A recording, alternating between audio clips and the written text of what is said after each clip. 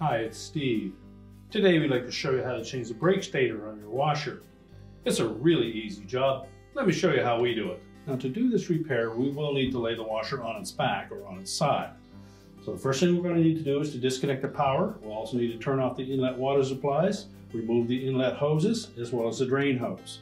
Then we'll pull the washer out of its position, carefully lay it onto its back, making sure that we support the lid as we open that when we're laying it back.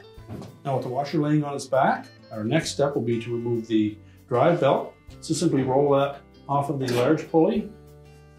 And where the belt wraps around the motor pulley, you may want to pull that into the cabinet, so just lift up on the motor, set the belt aside.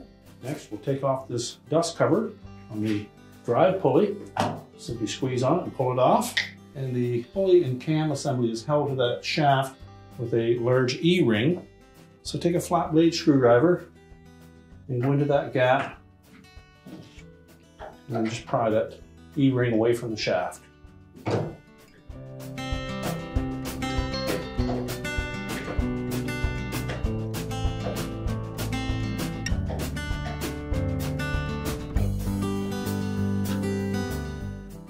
Next will be a large washer. Just lift that off.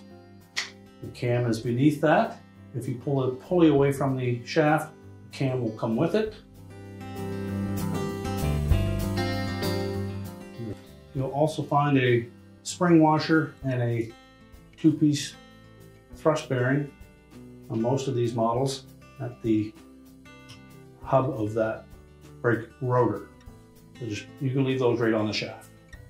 Now, newer versions will have a one-piece thrust bearing assembly, so yours may be different than this particular model, but the disassembly procedure for replacing that brake stator is the same. Now, if you're fortunate enough to have the brake removal tool, you would slide that over the lower shaft, slide the U-pin in place, and then tighten the bolt to release the tension of the brake spring.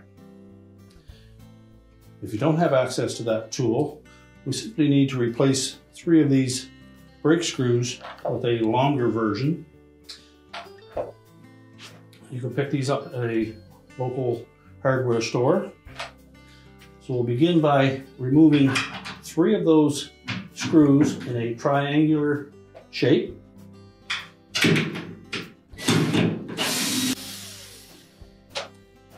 And then we'll replace them with a longer screw, something about 1.25 inches long, the same thread into those holes.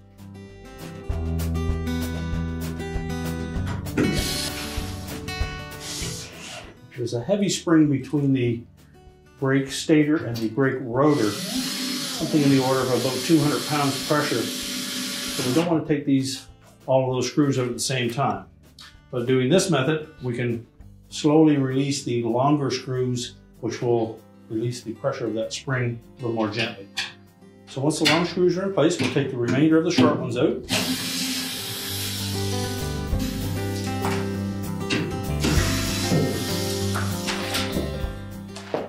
Now we can slowly release tension of that brake spring by unthreading each of these screws in succession.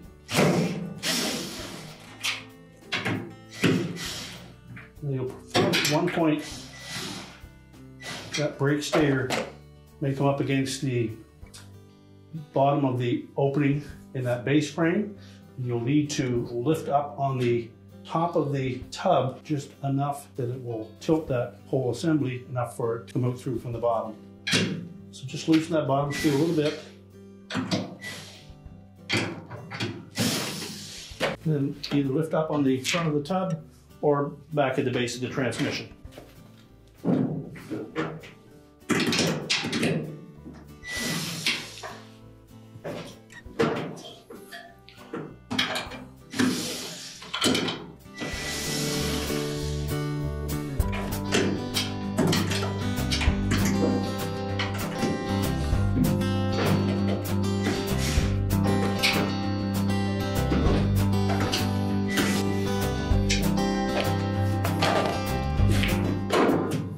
Once the lip of that stator is out through the opening, you can continue to release tension on that spring by alternating between each screw.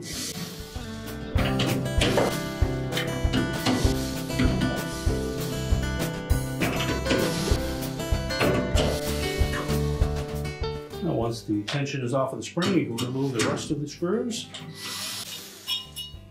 You can discard the old stator.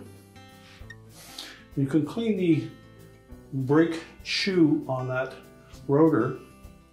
Just don't use any type of lubricant. If you wash it with a brake wash or something like that, make sure that you dry it completely afterwards. This is a dry brake system on this style of washer. You can clean off any debris. Take the new brake stator, center it on that brake rotor, and then line up one of the screw holes.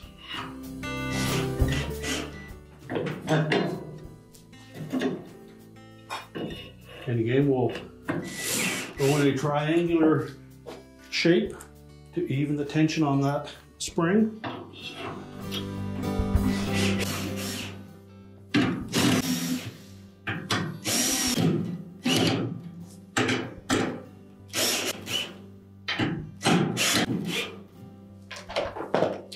Once we get close to having that brake stator come up against the base frame, you may want to lift up in that tub to help center it a bit as you tighten those screws the rest of the way.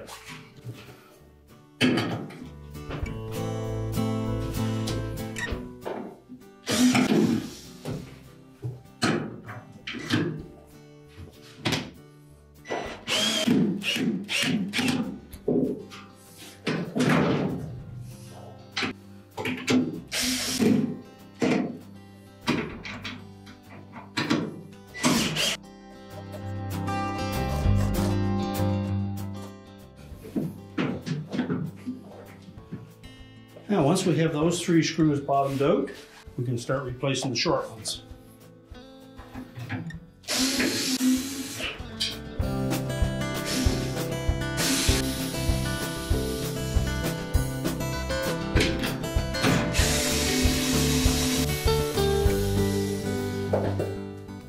And replace them with the short ones.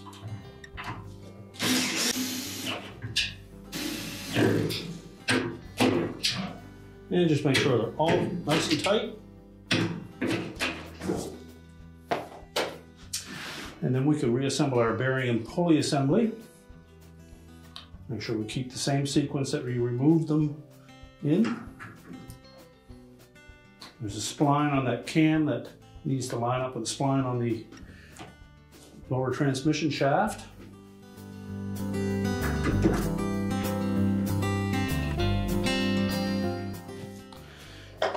Now you'll probably find that that shaft is pushed into the transmission just slightly. So just take a small flat blade screwdriver, fit it into that groove on that shaft, and pry the shaft outward towards you. You can then slide the flat washer into place. And again, you may need to take that flat blade screwdriver and just hold that pulley tight against the brake while pulling outward on the shaft, and then we can fit the E-ring in place. So slide the leading edge of that E-ring into that groove. While holding it in place, we'll take a pair of pliers and then we'll squeeze that E-ring right onto the shaft.